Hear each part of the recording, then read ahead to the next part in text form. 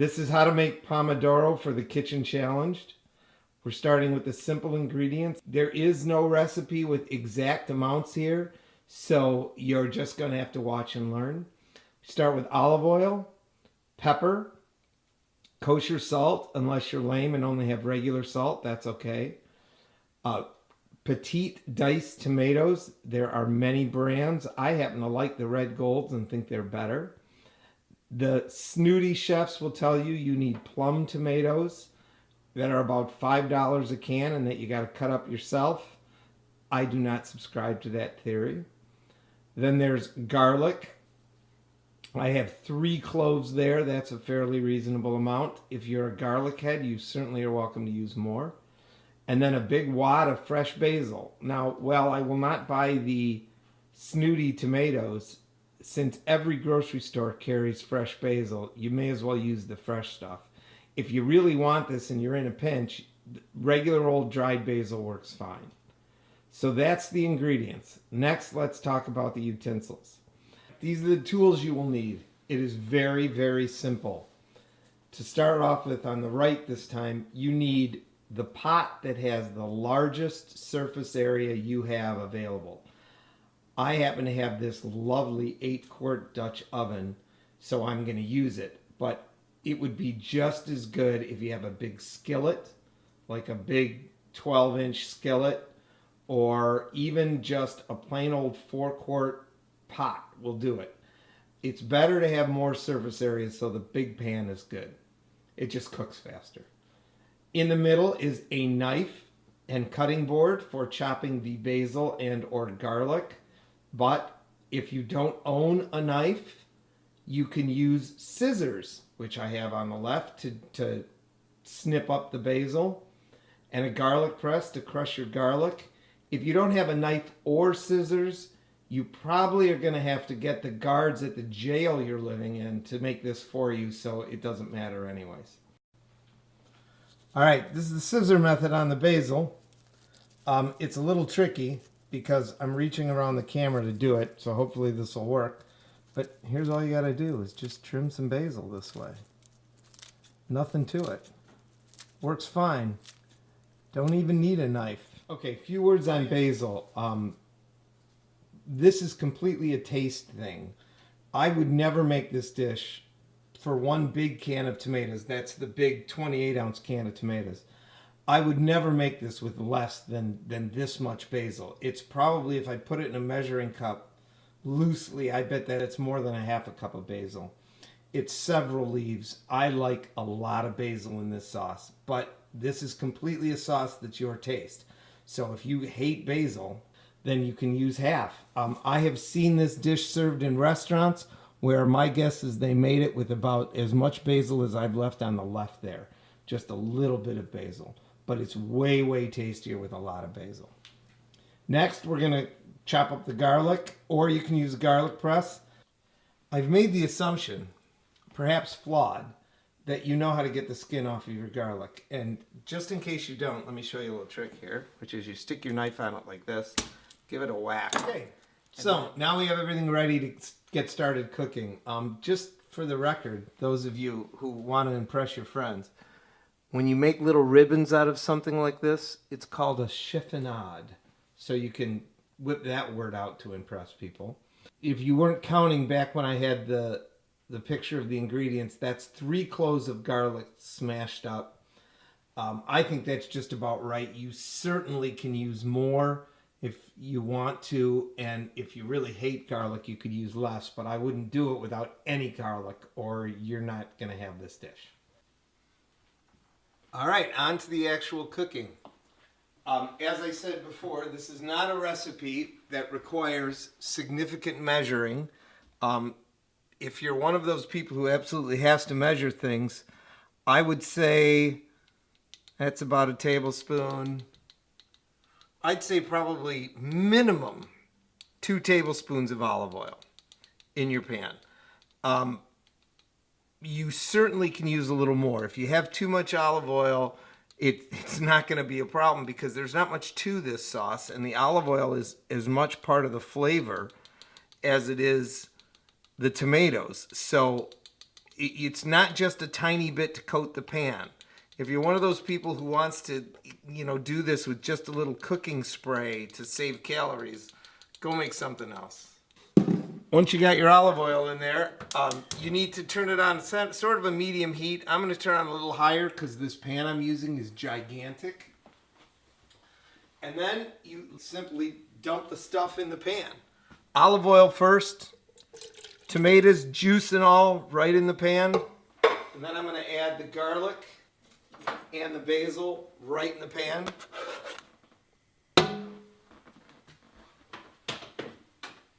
Janita, I know this is going to drive you crazy, but you just throw some salt in. That was probably a half a teaspoon. Pepper, again, just like the garlic and the basil, is a taste thing. I don't love things real peppery. And I don't like red pepper because I think it's just hot without flavor, so I'm just throwing in some black pepper. You can do that to taste. If you really do like your Italian food super hot, use red pepper. Just don't invite me over. While this is cooking, we're just gonna mix this all together. Believe it or not, the cooking part, or the prep part, is done. Now we just mix this stuff all together and let it simmer. And simmer it shall. That's all the ingredients. There's no other liquid. There's no other herb.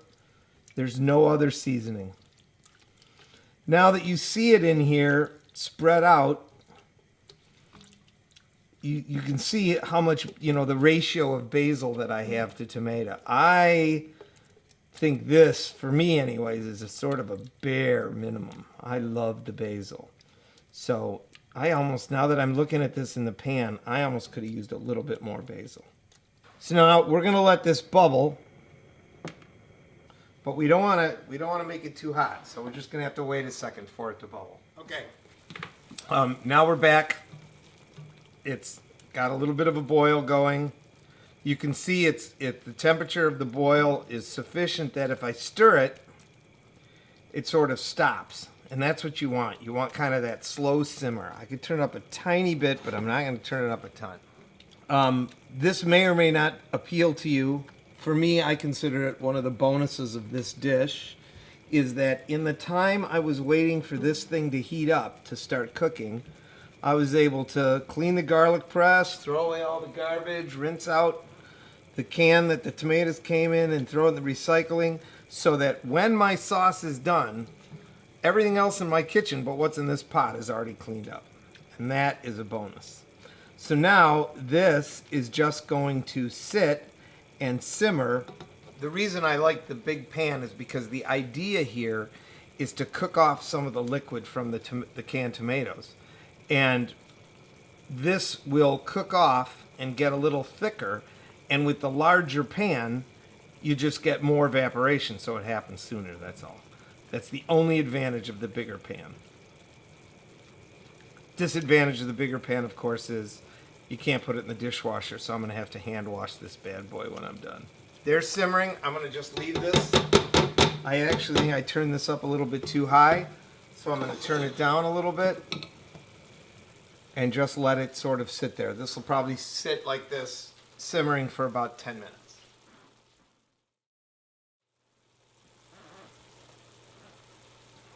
As you can see, we have some yummy things happening here. The liquid is coming off. It's still thickening up a little bit. Lapse time now is maybe 10 minutes of cooking. But I still want it a little bit. I don't know if you can tell the consistency here on the bottom of the pan, but it's a little thicker than it was. But I think I want it just a little bit thicker yet. So we're going to let this go just a few more minutes. While we're watching this cook, I want to talk about portion control. If you were to order this in a restaurant, this probably makes enough sauce for about 6 people. And certainly a generous 4. My wife and son like this so much, they will eat it with a spoon. So they like to have a little sauce with their pasta. So they'll end up using more than a normal person would. Again, your mileage may vary. I'm going to let this go just a few more minutes.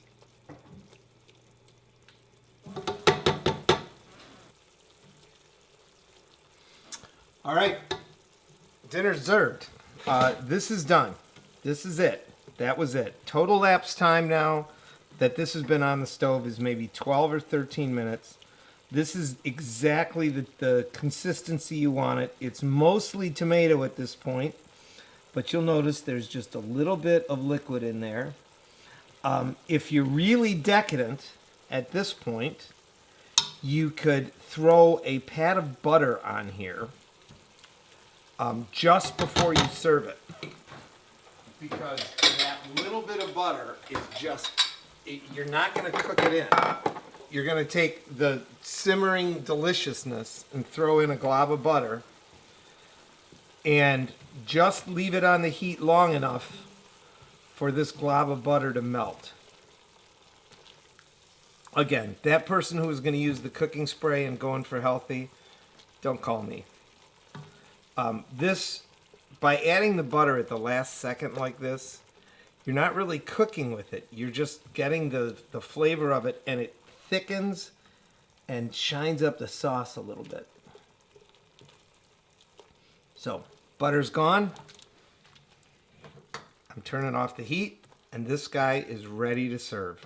I'm having you watch me turn it so you can see the consistency. Now, I like my Pomodoro on a long noodle, like a fettuccine or a spaghetti noodle or something like that. I don't know why I like the contrast of the long noodle to the little bits of tomato.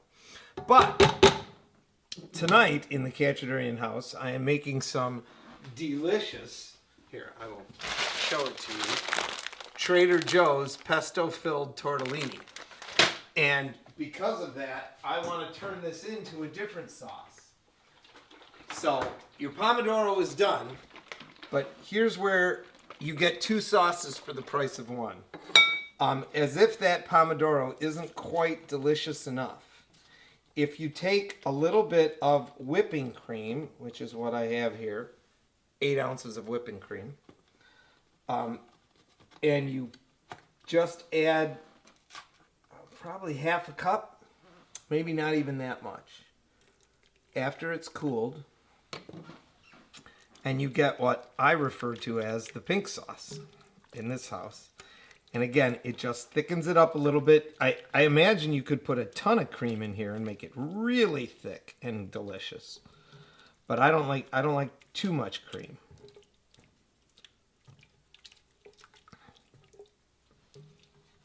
And now you have the pink sauce, which is even more unbelievably delicious. Unless you don't like things creamy, in which case, forget this step and pretend I never told you that and just go and enjoy your Pomodoro. So that's it. I might follow up with some video of a plate of this looking like something. And then again, I may not. You're on your own now. Thanks for watching. In the video, that when you serve this stuff, you got to put some good cheese on it. Preferably not the kind that looks like powder. This is my blend of Asiago and Parmesan. And there you have it.